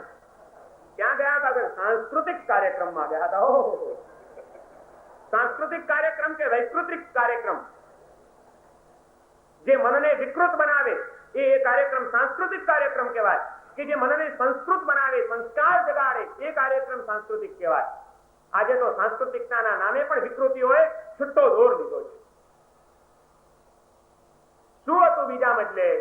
તમે બચપણનો પહેલો મજલો છોડીને યુવાન થયા એટલે તમારા મા બાપ કહે છે ચાલો હવે આ દીકરાને પરણાવીએ, એટલે તમારી સામે આવે છે યુવતીઓ, હવે છોકરી પસંદ કરો, પછી એના રૂપમાં પાગલ બનો, પછી એની સાથે હરો ફરો, એની સેવા લ્યો, એની સાથે મોજશોખ કરો, હોટલમાં જાઓ, ક્લબોમાં જાઓ, ક્યાં ક્યાં જાઓ? બોલવા જેવું નથી કે નહીં બોલો. એમાં ને એમાં બીજા મજલે પણ આ જીવરામ પટેલને કઈ લૂંટવાનું સૂઝ્યું અને બીજો મજલો પણ એમને એમ વીતવા જ માંડ્યો. જીવનનું જે ખરેખર કઈ કામ કરવાનું હતું એ સૂઝ્યું નહીં. એને ખ્યાલ જ ના આવ્યો કે ભાઈ આ યુવાની આમને આમ ખર્ચી નાખવા માટે નથી. આ મળેલી કાયા અને મળેલું આ યૌવન એ ભોગના માર્ગે લગાડી દેવા માટે નથી, યોગના માર્ગે લગાડી દેવા માટે છે. આ માનવ દેહને ભોગાયતન નહીં યોગાયતન બનાવી લે, સેવાયતન બનાવી લે, પણ એને કઈ સૂઝ્યું જ નહીં. વળી પાછો ત્યાં પણ એમને સમય બરબાદ કર્યો. વળી પાછા ત્યાં કરમચંદ શેઠના બે માણસો, એમ જેમ તમને બચપણમાં કોઈ સાધુ મળ્યા હશે એમ જુવાનીમાં કોઈ મળ્યા હશે ને બીજા મજલે પણ અને એમણે પણ આ જ વાત કરી હશે ને. શું કરી હતી? બાળપણને યુવાનીમાં અડધું ગયું, નહીં અંતરના માર્ગમાં ડગલું ભર્યું, હવે બાકી છે એમાં તો ધ્યાન. જીવન થોડું રહ્યું, જીવન થોડું. કેટલું સાંભળ્યું છે તમે સાંભળ્યું છે આ કોઈ ભજન? બચપણને યુવાનીમાં અડધું ગયું, કઈ કર્યું નહીં, લૂંટવાનું એને સૂઝ્યું જ નહીં. વળી કરમચંદ શેઠના બે માણસો યાદ દેવડાવ્યું કે હવે તો આથમણી બાજુ ચડવા માંડ્યો છે, સૂરજ જાગો. એમ યુવાનીમાં પણ કોઈક સાધુ મળ્યા હશે ને એને કીધું હશે કે ભાઈ જેટલા કાઢ્યા એટલા હવે કાઢીશ કે નહીં ખબર નથી, સમજી જાઓ. આ માનવ જીવનની અંદર કંઈક એવું નક્કર પ્રાપ્ત કરી લો. અને તે વખતે પણ પાછું તમને પણ આજે ઘણા યુવાનોને એમ થશે કે મારા સાહેબની વાત સાચી, આ જિંદગી આમને આમ બેઢંગી રીતે કઈ પૂરી કરી નાખવા જેવી. અને તરત જ એમ થાય ને કે હવે કઈક તમને ખબર છે ત્યાં આગળ પછી જીવરામ પટેલ ઉભા થવા ગયા હતા કે ચલો ચલો ઉપર જઈને લૂંટી લઉં. ત્યારે શું થયું હતું? પેલી છોકરીઓ કે પણ હવે થાય છે પછી કરશો ને, ઉપર જઈને એ જ કામ કરવું છે ને, હમણાં તો રો છોડ્યા નહીં, મને ના પણ હવે તમે છો તો અમને તમે આજે છે ને આજે ઘરે જઈને કહેજો કે આજનું વ્યાખ્યાન સાંભળીને મને બહુ લાગી ગયું છે અને રામ રામ છેલ્લા સલામ ઘરને હું જઉં છું મારા સાહેબની પાસે હંમેશ માટે. પછી જો આ લોકો શું જવાબ આપે?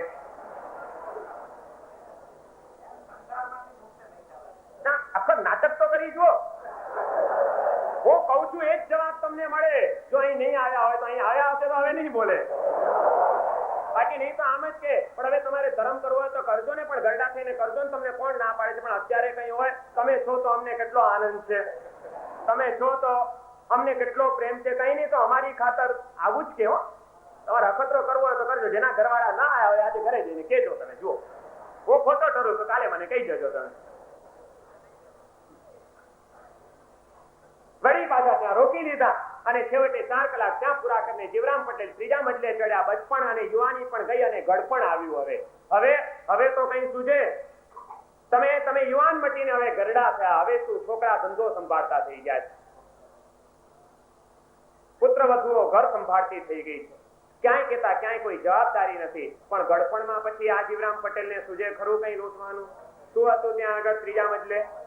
પંચાતિયાઓ, પત્તા કૂટનારાઓ, છોકરા રમાડવાના. આ જીવરામ પટેલ ગરડો થાય પણ એને હજી સૂજે નહીં કે ચલો ભલું થયું ભાંગી જંજાળ સુખે બચતું શ્રી ગોપાળ. એને સૂજે જ નહીં. એ તો કે હવે ગામમાં કોઈ ચોરો છે, કોઈ ઓટલો છે, ત્યાં નવરા બધા ભેગા થાવ અને ગામના કાટલા ખાંડો, પંચાસો કરો, પત્તા કૂટો અને એ બધામાંથી કઈ નહીં. શું કરે પણ? કારણ કે હવે દુકાને જાય તો દીકરાઓને ગમતો નથી. દીકરા કહે છે કે બાપા દુકાને ના આવે તો સારું, કારણ કે બાપાનો દીકરાનો મેળ જામતો નથી. તો શું કરે? બાપા દુકાને ન જાય તો ઘરે બેઠા રહે તો ઘરવાળા એમ કે છે પણ આખો દાડો હું ઘરમાં ભરાઈ રહ્યો છું, ક્યાંક બહાર તો જાઓ. કારણ કે એ સમજે છે કે આ ઘરમાં બેઠા હશે તો ટક ટક ટક ટક ટક ટક તો કર્યા જ કરશે, શાંતિથી બેસવાનું તો શીખ્યા નથી. બૈરા કે છે ઘરમાં ના ભરો, દીકરા કે છે દુકાને ના આવો. હવે ડોસા ક્યાં જાય? અપાસરામાં કે છે. એટલે ગરડા હતા કે અમારા અપાસરા એટલે બુદ્ધાઓને ભરવાની પાંજરા પોળો છે. કોઈ ખોડા થઈ ગયેલા ઢોરોને અહીં ભરવાના. અને એ શાંતિથી બેસતા હોય તો સારું. અહીં આવ્યા પછી અપાસરાના ઓટલા જ તોડવાના હોય અને પાછા અપાસરાના પવિત્ર વાતાવરણમાં આવીને પણ નિંદા કુથલીઓ જ કરવાની હોય.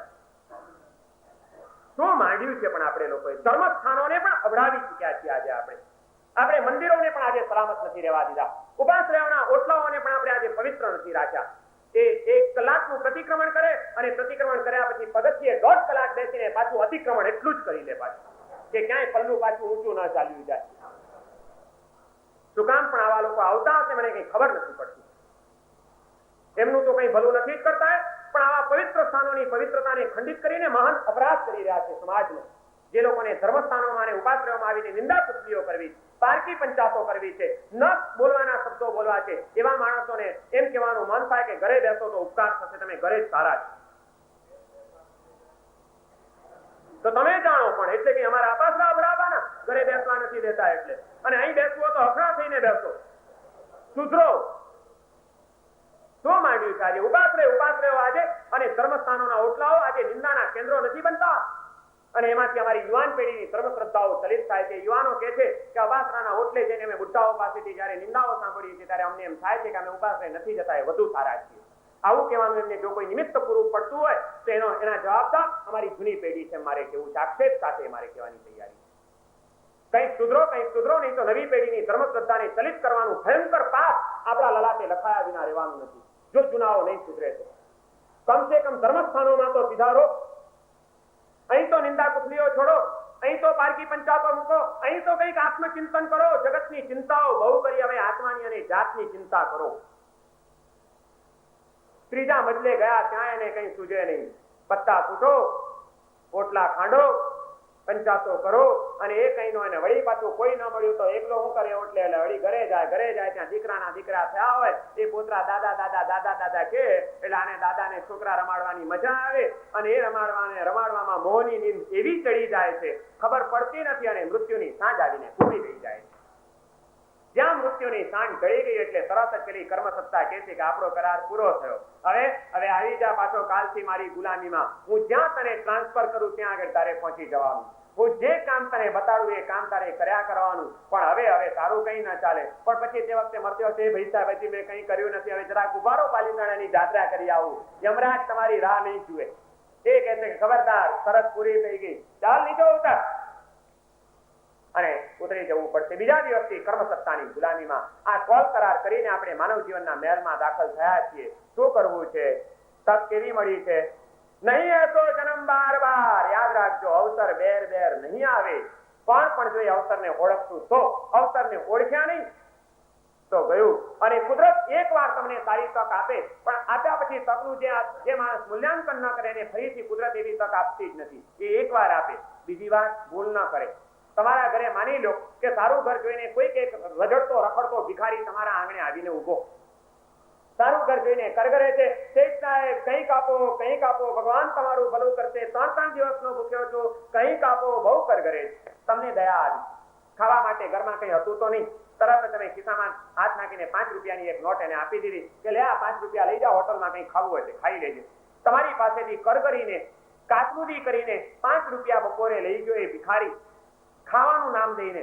સાંજ પડતા તમને ખબર પડી કે પેલો ભિખારી જે 5 રૂપિયા લઈ ગયો તો ભૂખ્યો છું એમ કહીને એને 5 રૂપિયામાંથી દારૂ લઈને પીધો છે, એવી તમને સાંજે ખબર પડી ગઈ. માની લો કે બીજે દિવસે પાછું એક ભિખારી તમારા જ ઘરના આંગણે આવીને કરગરે, શેઠ સાહેબ કંઈક આપો, ભગવાન તમારું ભલું કરશે, તમે એને બીજે દિવસે 5 રૂપિયા આપો? શું કહેશો તમે? મુહૂર્ત કાલે તને આપ્યા હતા, પેટનો ખાડો ભરવા માટે આપ્યા હતા, કંઈક ખાવા માટે આપ્યા હતા, તેનો દુરુપયોગ કર્યો, દારૂ લઈને પીધો. જા, હવે આજે તને પૈસા નહીં મળ્યા, અમે નહીં આપીએ તને, નીકળી જા, કાઢી મૂકશો તમે, એને નહીં આપો. કર્મ સત્તા આપણને કહે છે કે અમે તમને માનવનું જીવન આપ્યું હતું, આત્મામાંથી પરમાત્મા થવા માટે આપ્યું હતું, એનો તમે દુરુપયોગ કર્યો, અધમાત્મા થવાની અંદર તમે એનો ઉપયોગ કર્યો. જાઓ, ચલા જાઓ, હવે તમને માનવ જીવન નહીં મળે, નહીં તો જન્મ બાર. હવે જાઓ, કોઈ કૂતરાના ભાવમાં જાઓ અને રોટલાના એક ટુકડાની ખાતર પૂછડી પટપટાવતા ફરો. જાઓ, કોઈ બિલાડીના ભાવમાં જાઓ અને ઉંદરડા મારવાનો જ ધંધો કરો. જાઓ, કોઈ ગધેડાના અવતારમાં જાઓ ને રોજ કુંભારના ડફણા ખાઓ, પણ હવે તમને માનવનું જીવન તો ન અપાય. નહીં એસો જન્મ બાર. એકવાર આપ્યું, તમે એનો સદુપયોગ ન કર્યો, દુરુપયોગ કર્યો, કુદરત ફરીથી સમજાઈ ગયું. નહીં એસો જન્મ. પણ બીજી રીતે વિચારવું હોય તો એ પણ વિચાર છે કે હકીકતમાં માનવ જીવન દુર્લભ છે એને માટે, જે એને સુલભ માનીને જીવે છે તેને માટે. માનવ જીવનનું જે મૂલ્યાંકન ન કરી કે કેટલું દુર્લભ છે, એને સસ્તું માનીને ગમે તેમ વેડફી નાખે, એને માટે આ માનવ જીવન દુર્લભ છે. જે સુલભ માનીને જીવે, પણ જે માનવ જીવનને દુર્લભ માનીને જીવે એને માટે ભવિષ્યમાં માનવ જીવન સુલભ, એને સહેલાઈથી મળે.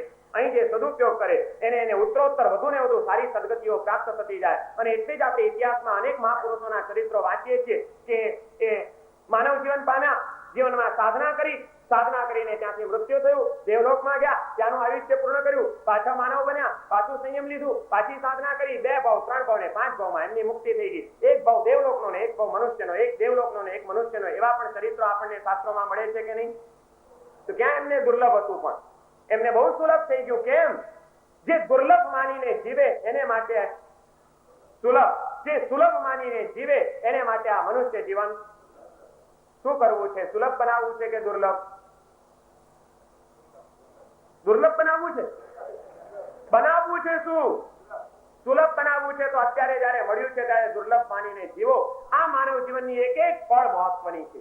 જે પળ આત્માની અંદર ઠરવા માટે વપરાયેલી, જે પળ પરમાત્માની તરફ જવા માટે વપરાયેલી, જે પળ જીવાત્માઓની સાથે સંબંધ બાંધવામાં વપરાયેલી, એ માનવ જીવનની પળો બધી એળે ગઈ એમ સમજજો.